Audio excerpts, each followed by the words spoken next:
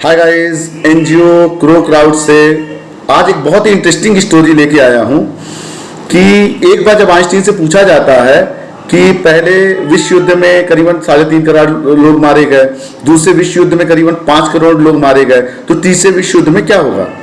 तो आइंस्टीन कहता है तीसरे विश्व युद्ध का तो मुझे पता नहीं, लेकिन मुझे इतना पता है कि चौथा विश्व युद्ध नहीं होगा। तो बात सामने वाले को समझ में नहीं आती। उसने बोला कि आप चौथे के बारे में बोल सकते नहीं होगा और तीसरे के बारे में आप बोल नहीं पा रहे हैं। तो आइंस्टीन बोले कि तीसरे विश्व युद्ध के बाद ये पूरा ब्रह्मांड, ये पूरी पृथ्वी, ये पूरी कायनात खत्म हो जाएगी, नेस्तनाबूत हो जाएगी, एकदम टोटली खत्म हो जाएगी, कुछ भी नहीं रह जाएगा दुनिया में। तो ये सारी बातें जब जानवरों ने सुनी, पेड़ों ने सुनी और नेचर की दूसरी चीजों ने सुनी तो वो बड़े भयभीत हो गए कि अरे ये क्या हो सकता है। मतलब इनके कारण, ये मनुष्य जाति के कारण, मानव जाति के कारण, आदमी के कारण पूरा ब्रह्मांड नष्ट हो सकता है। तो ये वो मुकदमा लेके ऊपर स्वर्ग में जाते हैं, जन्नत पे जाते हैं। जैसे कहते हैं कि स्वर्ग और जन्नत में सारे देवी देवता, अल्लाह, पीर, पैगंबर, मसीहा, महावीर स्वामी और 24 तीर्थंकर, बुद्ध, सभी देवी देवता, वर्ल्ड के सभी देवता वहीं पे रहते हैं। तो वहाँ पे जानवर जाते हैं और इंसान भी जाते हैं और दोनों में बहुत ज़्यादा बहसा बहसी हो जाती है।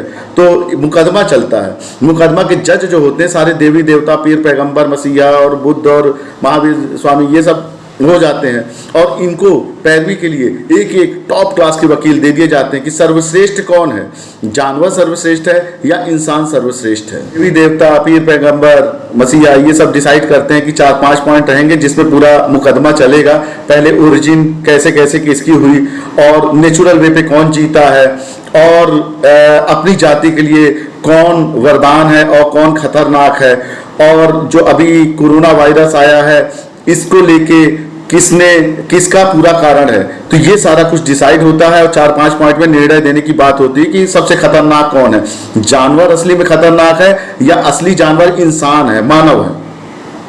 ओरिजिन की बात होती है, दोनों वकील अपने दलील पेश करते हैं, बाद में भगवान और देवी देवता, पीर, पैगंबर सब ये डिसीजन लेते हैं कि असली जो ओरिजिन है वो इंसान का जो ओरिजिन है वो जानवरों से हुआ। जब जानवरों के थोड़ा दिमाग बढ़ा और ओरिजिन ऑफ स्पीसीज हम पढ़ते हैं होमो सैपियंस की, तो जैसे दिमाग बढ़ा तो इंसान बन गए, आदमी बन गए, मानव बन गए।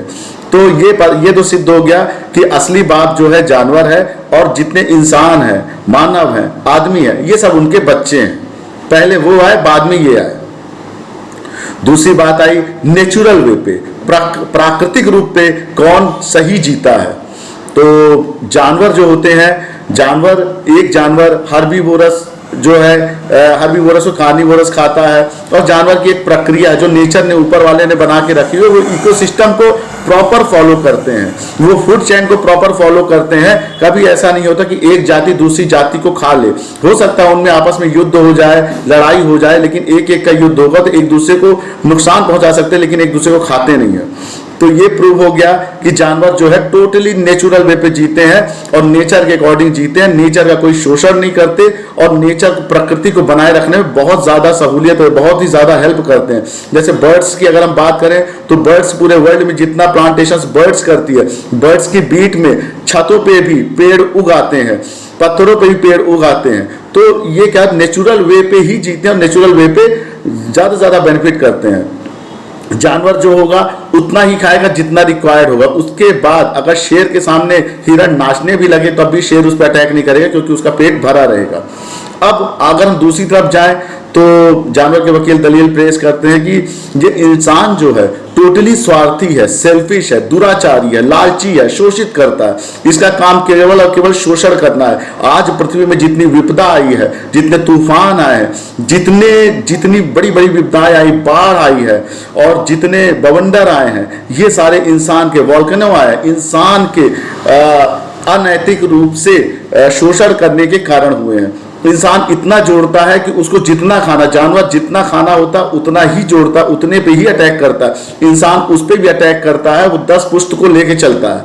तो ये सिद्ध हो गया कि असली शोषण जो है, दूसरे पॉइंट से सिद्ध हो गया कि नेचुरल वे पे जो जीते हैं वो जानवर जीते हैं और शोषण, लालची, दुराचारी, सेल्फिश, स्वार्थी और अपने लिए जीने वाला, अपने फायदे के लिए जीने वाला, वो केवल और केवल इंसान है। तो 2 पॉइंट से तो ऐसा लगता है भगवान को, ऊपर वाले को, पैगंबर को, सभी को लगता है, सारे देवी देवताओं को लगता है जन्नत में, स्वर्ग में, कि असली जानवर तो इंसान है। लेकिन अभी 3-4 पॉइंट और बचते हैं, इंसान वेट करते हैं कि भाई उनका भी कोई पॉइंट आएगा। अब बात आती है तो जानवर के जो वकील होते हैं वो बोलते हैं आप इस कुर्सी पे बैठे हैं, आप इस कुर्सी पे बैठे हैं, आप सभी देवी देवता हैं, पीर है, पैगंबर है, मसीहा है, लेकिन आपके साथ जितना दुराचार, जितना बुरा बर्ताव और जीते जी आपको जीने नहीं दिया या सूली पे लटका दिया, ये इंसान ही थे। ये इंसान की प्रकृति ऐसी है कि जब तक बंदा जीता है, अच्छे कर्म करता है, सही राह बताता है, तो उसको या तो सूली पे चढ़ा देते हैं, या सुकरात जैसे उसको जहर दे देते हैं, या मंसूर जैसे उसको टुकड़े टुकड़े कर देते हैं, या जैसे देवी देवताओं को यातनाएं सहनी पड़ी, चाहे राम हो चाहे कृष्ण हो, तो जिस तरीके से यातनाएं दी है, तो जीते जी इनका काम केवल और केवल यातना देना है। ये सब की इज्जत जो है मरने के बाद करते हैं। कितना भी बड़ा समाज सेवी आ जाए, कितना भी बड़ा विचारक आ जाए, कितना भी बड़ा भगवान आ जाए, कितना भी बड़ा पैगंबर आ जाए, कितना भी बड़ा मसीहा आ जाए, ये इनका कत्लेआम ही करते हैं, या उनका शोषण ही करते हैं, या उनके खिलाफ ही जाते हैं। ये किसी भी बुद्ध को मारने के लिए भी लोग आए, महावीर को मारने के लिए भी लोग आए, पीर पैगंबर को मारने के लिए भी लोग आए, राम कृष्ण को, बड़े बड़े देवी देवताओं को मारने के लिए लोग आए, ईसा मसीह को तो सूली पे ही चढ़ा दिया। तो ये जीते जी जीने नहीं देते, और मरने के बाद ये उसी की बहुत पूजा करते हैं जिसको ये मारते हैं, जिसको ये खत्म कर देते हैं, जिसको ये पूरी तरीके से सूली पे चढ़ा देते हैं, जहर दे देते हैं, कत्लेआम कर देते हैं, उसी की बात करते हैं। आप छोटा सा एग्जाम्पल देखिए, जानवर के वकील बोलते हैं, आप छोटा सा एग्जाम्पल देखिए, साईं बाबा को आज करोड़ों के मुकुट पहना रहे हैं, लेकिन जब तक साईं बाबा जिंदा थे तो साईं बाबा के कपड़े आप देख सकते हैं कि फटे, पुराने, मैले और गंदे रहते थे, भीख तक नहीं मिलती थी। और आज मरने के बाद यहाँ पे इज्जत है। क्या जानवरों में ऐसा नहीं है? जानवरों में जीते जी ही जो इज्जत है, इज्जत है। इंसानों में क्या है कि जीते जी जीने नहीं देंगे, और जो भी अच्छा काम करेगा उसका पूरा समाज विरोध करेगा, सब उसे ईर्ष्या करेंगे, सब उससे नफरत करेंगे, और जब वो नहीं रहेगा ये दुनिया में तो उसी काम को कहेंगे ये काम सही था, सही बता गए, ईसा ने सही संदेश दिया था, पैगंबर ने सही संदेश दिया था, रामकृष्ण ने सही संदेश दिया था, और बुद्ध ने सही संदेश दिया था, महावीर ने सही संदेश, सब ने सही संदेश दिया था। बाद में पता चलता है, जब तक जीते रहते हैं तब तक ये अनादिकाल से ये केवल और केवल शोषण और मारते ही नहीं, ये अपने भगवान को मारते। ये तो आप लोग को, तुम लोगों को मारे हुए हैं, तो ये किसके सगे होंगे? अपनी जाति के तो ये किसी भी लेवल पे सगे नहीं है। जानवर का आज तक ऐसा कोई इतिहास नहीं रहा है कि अपनी जाति को उसने कत्लेआम किया हो या उसके खिलाफ कुछ उसने किया हो। और अगली बात आती है कि जानवर और इंसान में एक दूसरे से दूर कौन रहना चाहता है? तो सभी जानवर एक साथ बोलते हैं, उनके वकील भी बोलते हैं कि जानवर सुबह सुबह रोज प्रार्थना करते हैं अपने ऊपर वाले से कि हे प्रभु, मुझे किसी से भी मिलवा देना, लेकिन ये दानव और ये राक्षस और ये कत्ल करने वाले इंसान से नहीं मिलाना, क्योंकि ये इनका शोषण मरते दम तक करते हैं। ये इनको जीने भी नहीं देते, मरने भी नहीं देते, उनकी खाल तक वो निकाल के अपना यूज करते हैं। तो ये केवल एक्सप्लॉयटेशन के लिए बने हुए हैं, ये शोषण करने के लिए बने हुए हैं। मनुष्य जाति जो है अपनी जाति का शोषण करती है, जानवरों का शोषण करती है, पृथ्वी का शोषण करती है, पूरे ब्रह्मांड का शोषण करती है, और जो इनको सही सीख देता, सही राह ले जाता, उसका भी शोषण करती है। और सभी देवी देवताओं के साथ भी इसने शोषण किया है, पीर पैगंबर मसीहा, बुद्ध, महावीर, सभी के साथ इन्होंने शोषण किया। तो शोषण इनकी आदत में है। फिर जिस तरीके से ये मुकदमा आया था first world war, second world war और थर्ड वर्ल्ड वॉर और फोर्थ वर्ल्ड वॉर को लेके, तो जानवरों ने ये बोला कि हे प्रभु, हम आपकी शरण में या न्याय के लिए इसलिए आए, ये मुकदमे के लिए इसलिए आए क्योंकि अपनी जाति के लिए तो ये खतरा है ही कि इन्होंने फर्स्ट वर्ल्ड वॉर में 3.5 करोड़ लोग मार डाले, इन्होंने सेकेंड वर्ल्ड वॉर में 5 करोड़ लोग मार डाले। अब कहते तीसरे वर्ल्ड वॉर में तो पूरी दुनिया ही खत्म हो जाएगी, चौथा वर्ल्ड वॉर होगा ही नहीं। इन्होंने कोरोना वायरस डेवलप किया, इतनी टेक्नोलॉजी डेवलप कर ली कि अपने को ही रोज मार रहे हैं। आज लैब से इन्होंने कोरोना वायरस को डेवलप कर दिया और अब बायोलॉजिकल वेपन से युद्ध हो रहा है, एक दूसरे के देशों में भेज रहे हैं, रोज मिसाइल भेज रहे हैं, लोग रोज दानव जैसे काम कर रहे हैं। ये उनका कत्ल करते हैं जिनका कोई कारण भी नहीं है, जो एक शांति प्रिय लोग हैं, शांति ढंग से जी रहे हैं, उनके ऊपर मिसाइल डाल देंगे, उनके ऊपर टेरिटरी के नाम पे कुछ ना कुछ करेंगे। और सबसे बड़ी बात तो ये है कि धर्म के नाम पे अत्याधिक लड़ते हैं। 20,000 से 25,000 युद्ध हुए आज तक पूरे विश्व में, जिसमें से आधे से ज्यादा युद्ध धर्म युद्ध हुए हैं, जिसमें कत्लेआम तो इस तरीके से हुआ है, इस तरीके से कत्लेआम हुआ है कि आपको बताया नहीं जा सकता। आप इतिहास में देख सकते हैं कि केवल ये बंदा इस चीज को फॉलो कर रहा है, ये बंदा राम को अल्लाह के नाम से बोल रहा, अल्लाह को राम के नाम से बोल रहा, उनको मसीहा के नाम पे बोल रहा, उनको बुद्ध के नाम पे बोल रहा, उनको महावीर के नाम पे बोल रहा, उनको वाहेगुरु के नाम पे बोल रहा।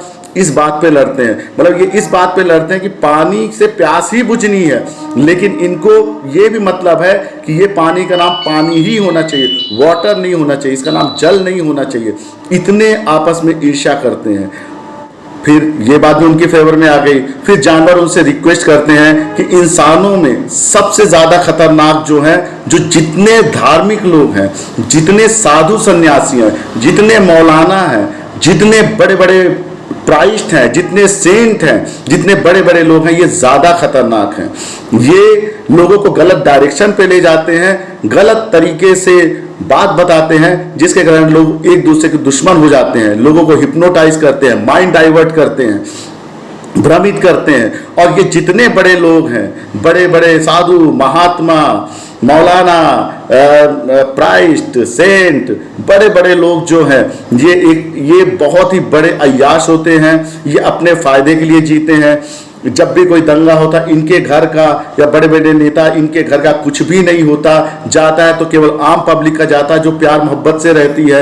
ये दुराचारी होते हैं, ये शोषण करने वाले होते हैं। रेप में तो इनका नंबर 1 स्थान है। ये बड़े बड़े महात्मा बन के ये बहुत ही समाज में शोषित काम करते हैं, दुराचारी वाला काम करते हैं, लालच वाला काम करते हैं, मर्डर करते हैं, रेप करते हैं। और तो और ये धर्म के नाम पे जितना रेप और जितना दुराचार और जितना शोषण पूरे विश्व में हुआ है, आज तक उतना दुराचार किसी क्रिमिनल के द्वारा नहीं किया गया, धर्म ने ज्यादा किया हुआ है।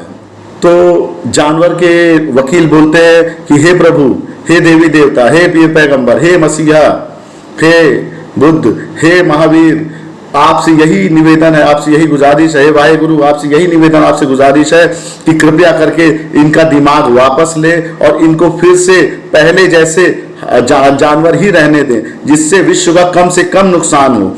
इन्होंने इतना नुकसान किया है कि आज विश्व में, विश्व भर आपस को एक दूसरे के द्वेष के रूप में देखता है। हर कंट्री का अलग फ्लैग है, हर कंट्री का अलग मजहब है, हर कंट्री का अलग दुश्मन है। मतलब कोई भी ऐसा देश नहीं है पूरे वर्ल्ड में जिसका कोई दुश्मन ना हो। तो इनका दिमाग वापस लीजिए, इनको पहले जैसे बनाइए, जिससे ये हमारे लिए भी और पूरे ब्रह्मांड के लिए भी वरदान साबित हो, खतरा ना साबित हो। तो जानवरों का जो कोर्ट में जाने का मसला जो था, या जानवर जो कोर्ट में गए या भगवान की अदालत में गए या देवी देवताओं की अदालत में गए, उसका केवल और केवल एक कारण था कि इनके कारण, इनकी नासमझी के कारण, इनके ईगो के कारण, इनके सेल्फिशनेस के कारण, इनके शोषण के कारण हमारी जो स्वर्गनुमा धरती है, जो हमारी स्वर्गनुमा पृथ्वी है, वो पूरी की पूरी तरीके से खत्म हो जाएगी, नबूद हो जाएगी और बर्बाद हो जाएगी।